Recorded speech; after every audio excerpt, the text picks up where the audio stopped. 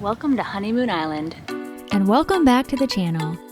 Today we're exploring yet another Tampa Bay area treasure in Honeymoon Island State Park.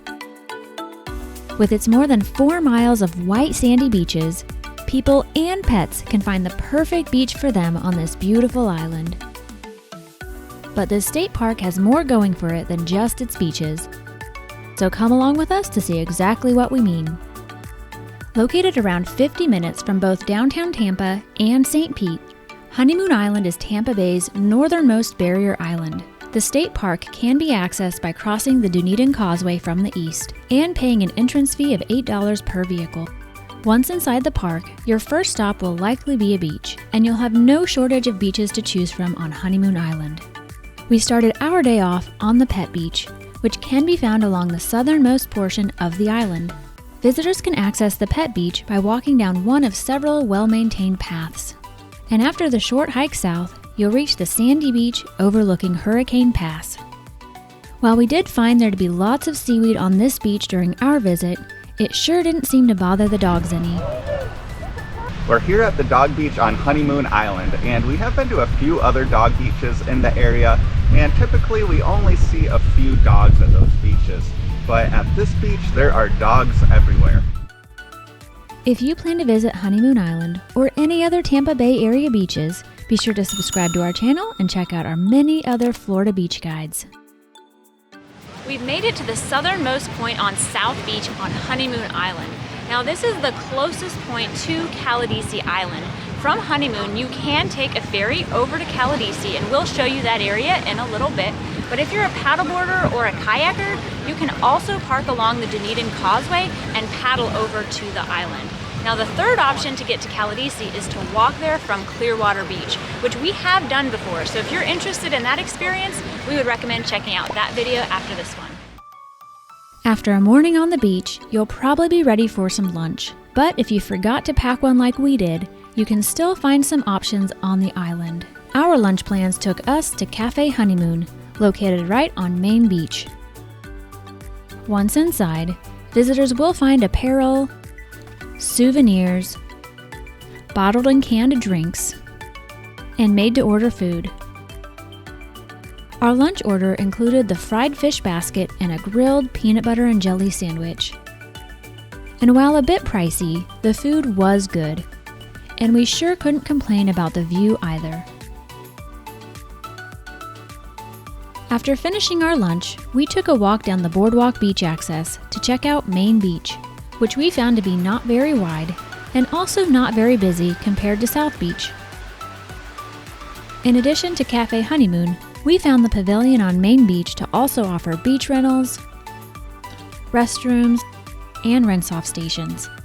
Just to the southeast of Cafe Honeymoon, visitors can find the South Beach Cafe, which offers similar amenities and dining options to Cafe Honeymoon, plus a great view of South Beach. If you're interested in doing some island hopping, the ferry to Caladesi Island can be found just to the northeast of the South Beach Cafe.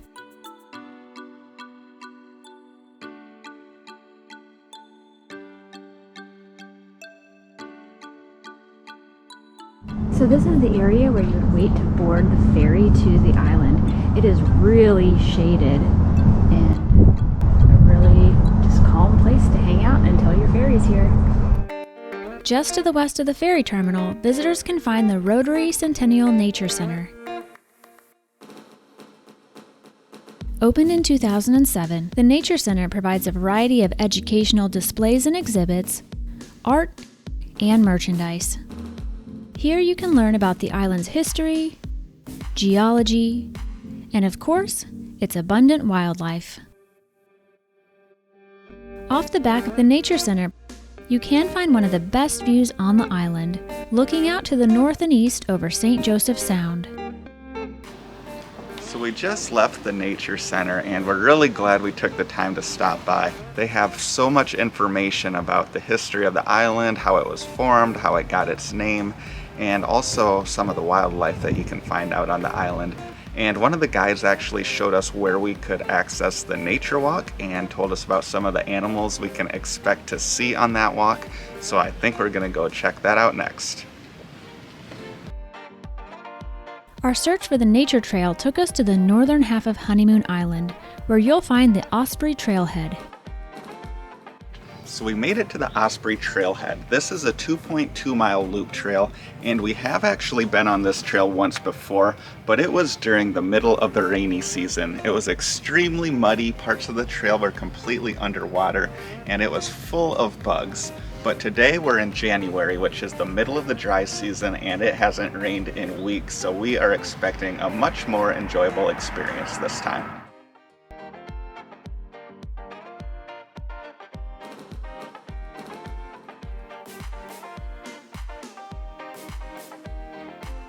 So we just got started down our hike on the Osprey Trail, and the lady at the nature center earlier said that there's an owl's nest somewhere at the beginning of the trail, and we just heard a hoot, so we are gonna try to find it. So some nice people helped point out where the owl was. He's in the middle of the screen right now. After successfully spotting the owl, we continued down the Osprey Trail in search of more Florida wildlife. So we've been hiking down this trail for about 10 minutes so far, and we just passed the half-mile mark, meaning we are about a quarter of the way through the trail. And so far the experience has been way better than when we were here last time. The trail is nice and dry this time. It's really comfortable. There's no bugs, and we already saw an owl, so it's been a good experience so far. We talked to some other friendly hikers and they pointed out this bird in the trees. We're not sure what it is, but it is really big. So another thing the lady at the nature center told me was that there have been some snake sightings on this trail, but she did assure me that no one has been bitten by one yet. Yeah, not yet. So hopefully we won't be the first. I kind of want to see one. No. I don't want to step on No. one, but I would like to see one. No. Fortunately, Skylar's hopes of spotting a copperhead on the trail did not come true, and after just a few more minutes of hiking, we reached the bald eagle's nest. If you're enjoying this video so far, be sure to give it a thumbs up and let us know in the comments if you've visited or will be visiting Honeymoon Island. So we made it to the eagle's nest, and that nest is huge. And the eagle is up there on the right. So we made it as far as we could on the Osprey Trail. It is cut off during our visit because there is an eagle's nest in the area. When staff find an eagle's nest, they do put up barriers 300 feet around the nest to protect it.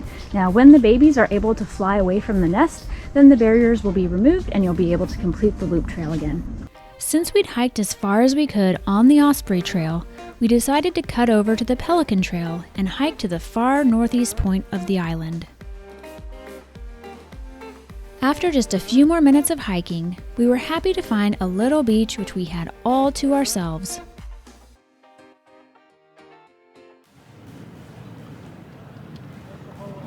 After a few minutes of relaxing and taking in the views, it was time to head back to the trailhead and to check out a little more of the island. So now that we're done exploring, we can finally go back to the beach. Skylar spotted an armadillo, so he's going in a little bit closer to see if he can get a shot of it. We later learned that armadillos are one of the most common ground animals on Honeymoon Island, along with raccoons and gopher tortoises. After finally pulling Skylar away from the armadillo, we made our way to the next stop of the day, Oasis Beach. On our visit, we found Oasis Beach to be wider and to have a bit less seaweed than the neighboring beaches to the south. And not surprisingly, we also found it to be busy on this warm weekend afternoon.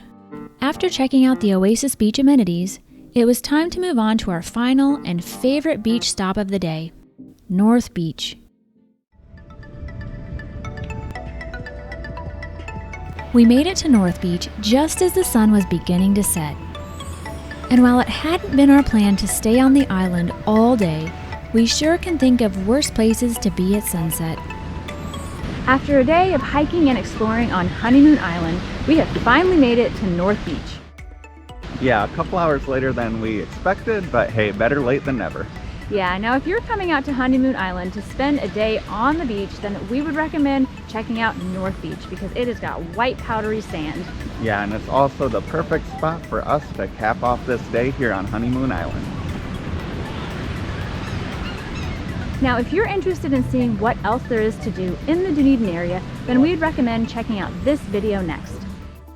Thanks for watching.